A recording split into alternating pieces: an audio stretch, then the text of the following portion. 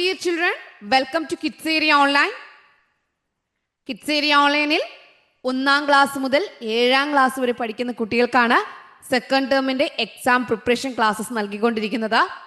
നിങ്ങൾക്ക് ലൈവായിട്ട് exam preparation classes വേണമെങ്കിൽ കിഡ്സ് ഏരിയ ഓൺലൈൻ്റെ വാട്സപ്പ് നമ്പറിൽ കോൺടാക്ട് ചെയ്യുക. 1ാം ക്ലാസ് മുതൽ 7ാം ക്ലാസ് വരെയുള്ള കുട്ടികൾക്ക് കേരള സ്റ്റേറ്റ് സിലബസിൽ പഠിക്കുന്ന കുട്ടികൾക്കാണ് കേട്ടോ second term exam preparation classes നടക്കുന്നുണ്ട്. വേഗത്തിൽ തന്നെ ജോയിൻ ചെയ്തോളൂ. ഓക്കെ, അതല്ലാതെ 1ാം ക്ലാസ് മുതൽ 7ാം ക്ലാസ് വരെയുള്ള കുട്ടികൾക്ക് സൂമിൽ ലൈവായിട്ട് ട്യൂഷൻ ഉണ്ട്. ഡെയിലി ട്യൂഷനാണ്, എല്ലാ ദിവസവും ട്യൂഷൻ ഉണ്ട്. LKG UKG ക്ലാസ്സുകളുണ്ട്.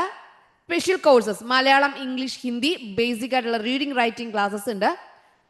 വെക്കേഷന് ഒത്തിരി ക്ലാസ്സുകൾ വരുന്നുണ്ട്. ഓക്കെ, അപ്പോൾ നിങ്ങൾക്ക് ഏത് കോഴ്സാണോ ആവശ്യം എല്ലാം ലൈവായിട്ടാണ് ക്ലാസ് വരുന്നത്. ലൈവ് ക്ലാസ്സസും അതിൻ്റെ തന്നെ റെക്കോർഡ് ക്ലാസ്സും അവൈലബിൾ ആണ് കേട്ടോ. ഇവിടെ നൽകിയിട്ടുള്ള കിഡ്സ് ഏരിയ ഓൺലൈൻ്റെ വാട്സപ്പ് നമ്പറാണ് 9746487799. ഈ വാട്സപ്പ് നമ്പറിലേക്ക് നിങ്ങൾക്ക് വാട്സപ്പ് മെസ്സേജ് അയക്കാവുന്നതാണ്. ഓക്കെ, ഇന്നത്തെ ക്ലാസ്സിലേക്ക് പോകാം. ഇന്ന് നമ്മൾ പഠിക്കാനായിട്ട് പോകുന്നത് ബേസിക് സയൻസ് ഇംഗ്ലീഷിൽ 7ാം ക്ലാസ്സിലെ ബേസിക് സയൻസ് 4ാമത്തെ യൂണിറ്റ് ആണ്.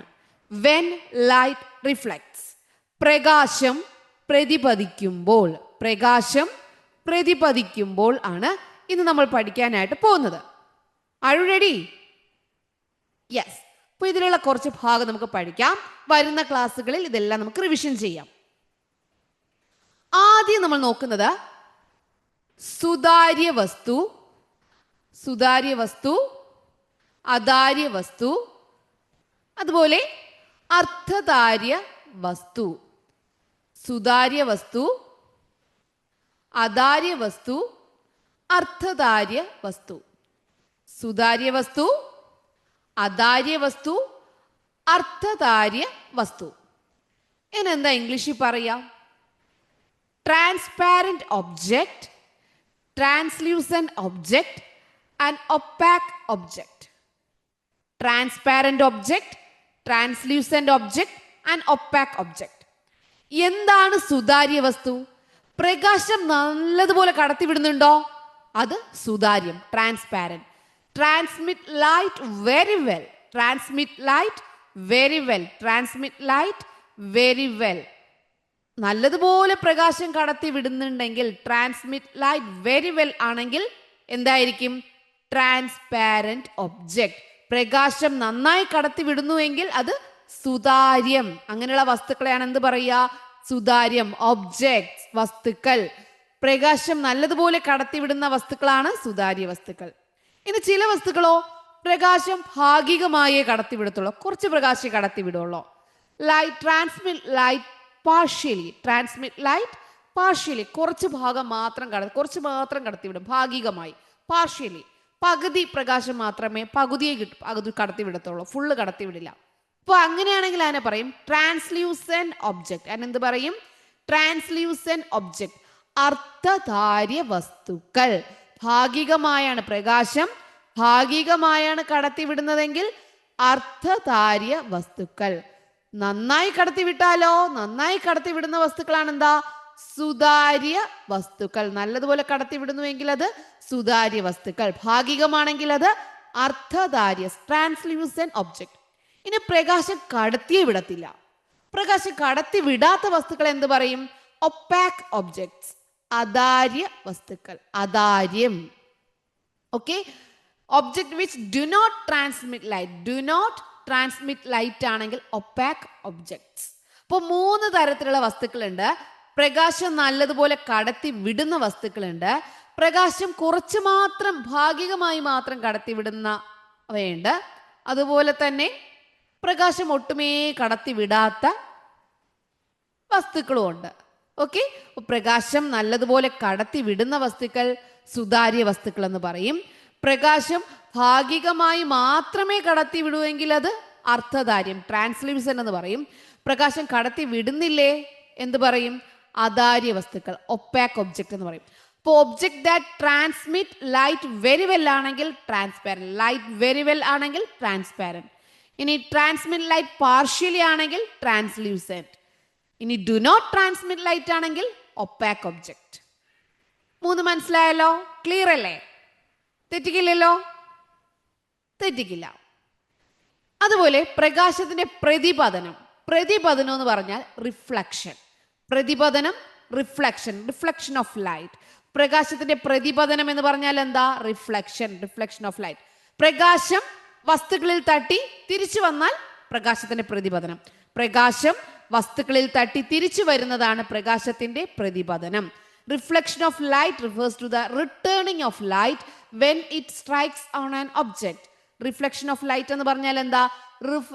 Returning of light, returning to the returning of light when it strikes on an object. എപ്പോഴാണോ ഒബ്ജക്റ്റിൽ തട്ടുന്നത്, when it strikes on an object, ഒരു ഒബ്ജക്റ്റിൽ തട്ടുമ്പോൾ ലൈറ്റ് റിട്ടേൺ ചെയ്യുന്നതാണ് എന്ത് പറയുന്നത്? റിഫ്ലക്ഷൻ.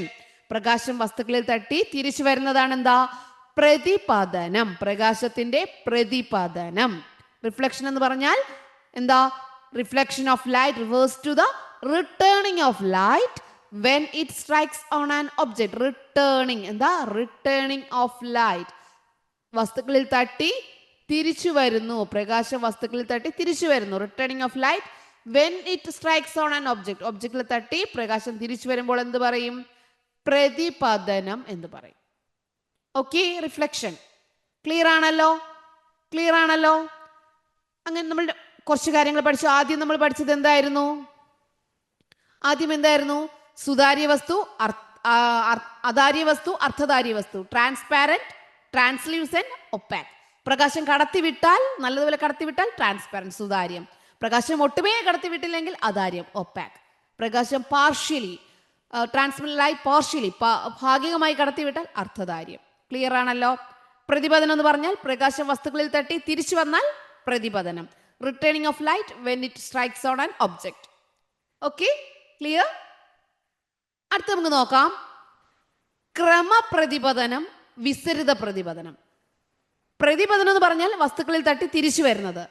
ഇനി ക്രമമായി വരുമോ വിസരിതമായിട്ട് വരുമോ, അതാണ് അടുത്ത് നോക്കുന്നത്.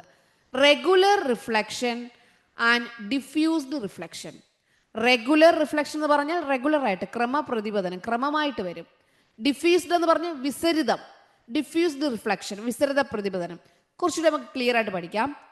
മിനുസമുള്ള പ്രതലങ്ങളിലാണ് പ്രകാശം പതിക്കുന്നതെങ്കിൽ, മിനുസമുള്ള പ്രതലങ്ങളിൽ പ്രകാശം പതിച്ചാൽ അത് ക്രമപ്രതിപതനം. ക്രമമായിട്ട് എന്ത് ചെയ്യും? അത് പ്രതിപദിക്കും.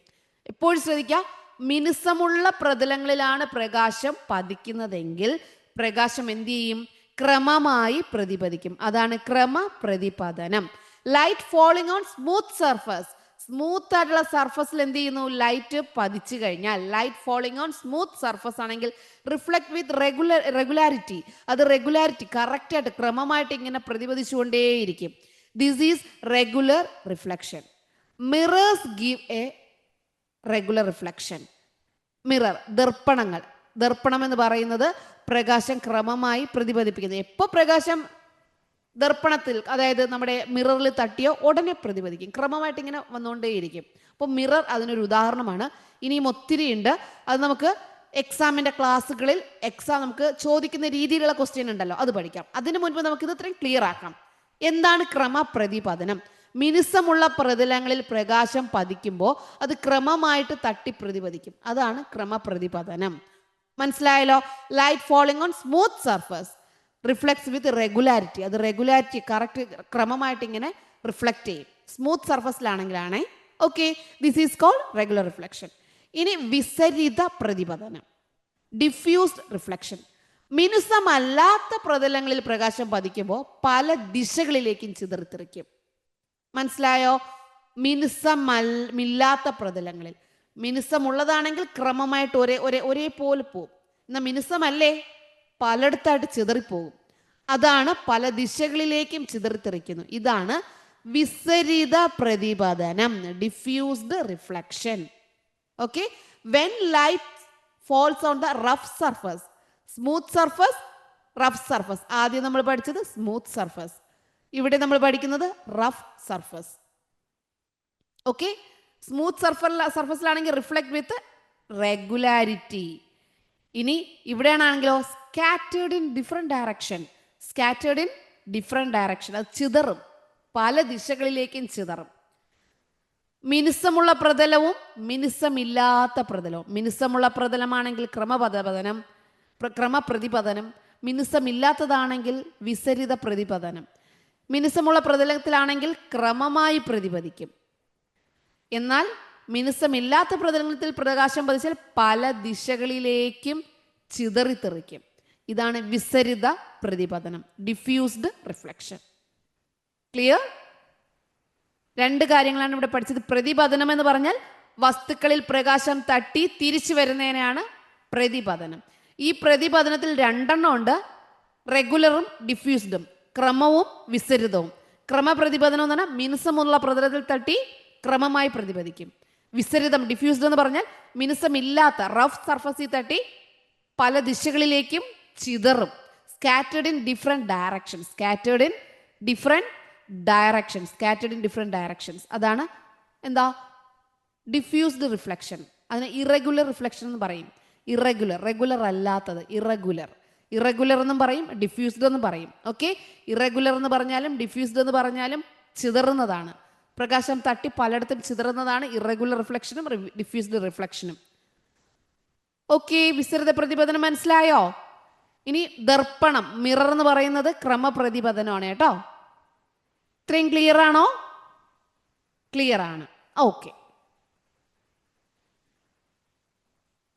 ഇവിടെ നോക്കിയേ, ഇതൊരു സമതല ദർപ്പണം എന്ന് പറഞ്ഞാൽ പ്ലെയിൻ മിറർ, സമതല ദർപ്പണം.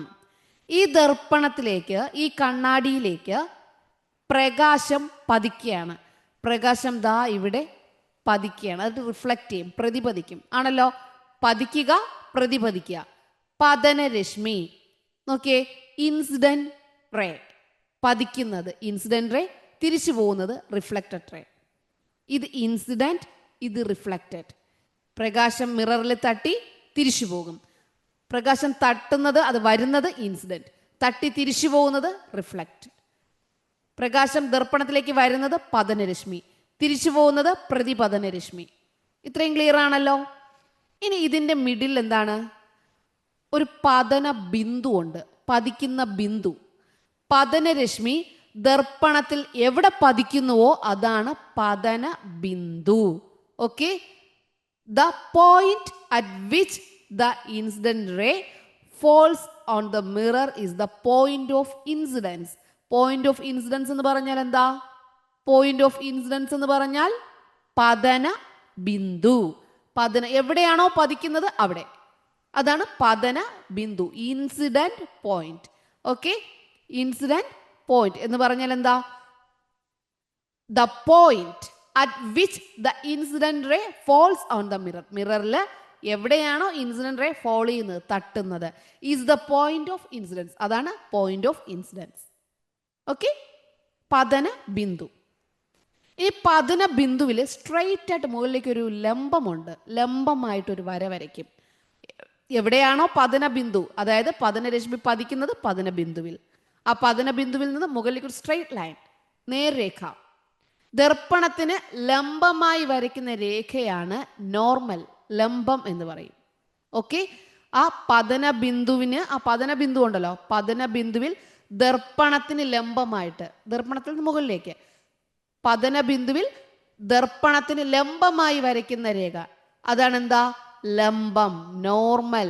The line drawn perpendicular to the mirror at the point of incidence is the normal. Normal എന്ന് പറഞ്ഞാൽ എവിടെയാണോ പോയിന്റ് ഓഫ് ഇൻസിഡന്റ് അതിന്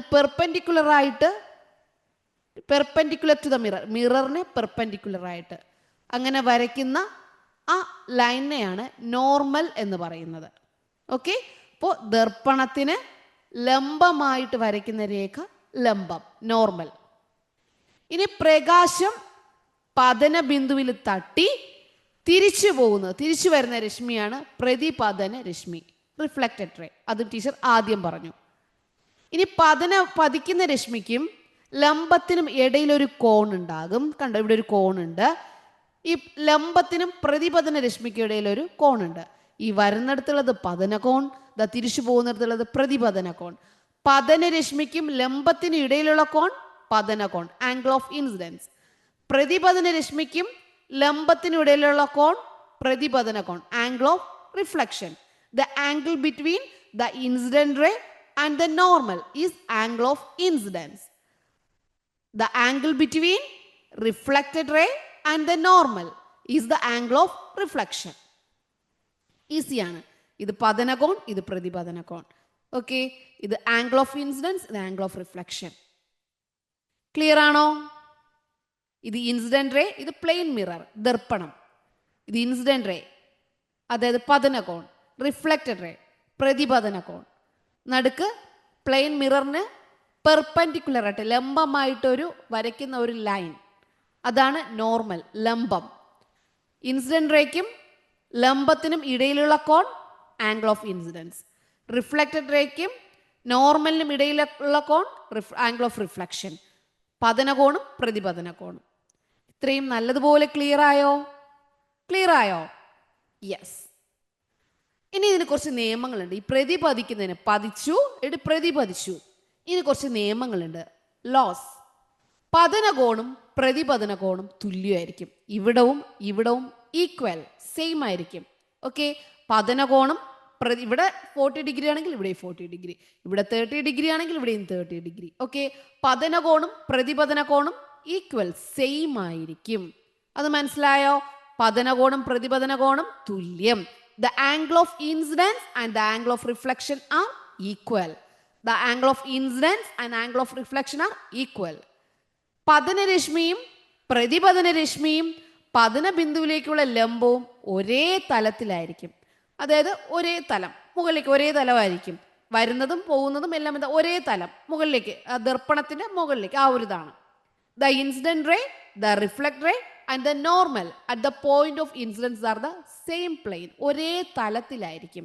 ഇതെല്ലാം ഒരേ തലത്തിലായിരിക്കും. ഓക്കെ, ഇത്രയും ക്ലിയർ ആയോ? മനസ്സിലായോ? ഡൗട്ട് ഉണ്ടെങ്കിൽ വീണ്ടും എന്ത് ചെയ്യുക, ഒരിക്കൽ കൂടി റിപ്പീറ്റ് ചെയ്യുക, നല്ലതുപോലെ മനസ്സിലാകും. നാം വസ്തുക്കൾ എങ്ങനെയാ കാണുന്നേ? ഇവിടെ പ്രകാശമുണ്ട്, ഇവിടെ കണ്ണുണ്ട്, വസ്തുവുണ്ട്. നമ്മൾ കണ്ണുപയോഗിച്ചാണ് എവിടേക്ക് നോക്കുന്നത്? വസ്തുക്കളിലേക്ക് നോക്കുന്നത് ആണല്ലോ.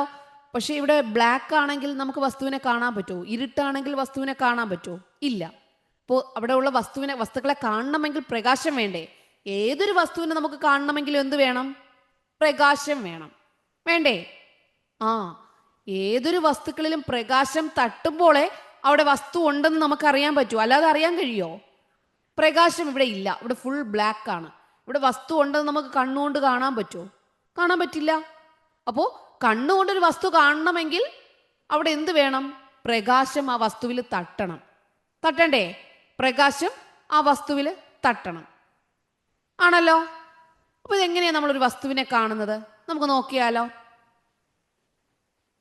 ഏതെങ്കിലും ഒരു പ്രകാശ സ്രോതസ്സിൽ നിന്ന് വരുന്ന പ്രകാശം വസ്തുക്കളിൽ തട്ടും. വസ്തുക്കളിൽ അത് തട്ടിയാൽ മാത്രമേ നമ്മുടെ കണ്ണിലേക്ക് അത് കാണാൻ കഴിയത്തുള്ളൂ. അപ്പോൾ പ്രകാശ സ്രോതസ് അത് എന്താവാം? സൂര്യനാവാം, ഏത് പ്രകാശവും ആവാം, ബൾബാകാം, എന്തും ആയിക്കോട്ടെ.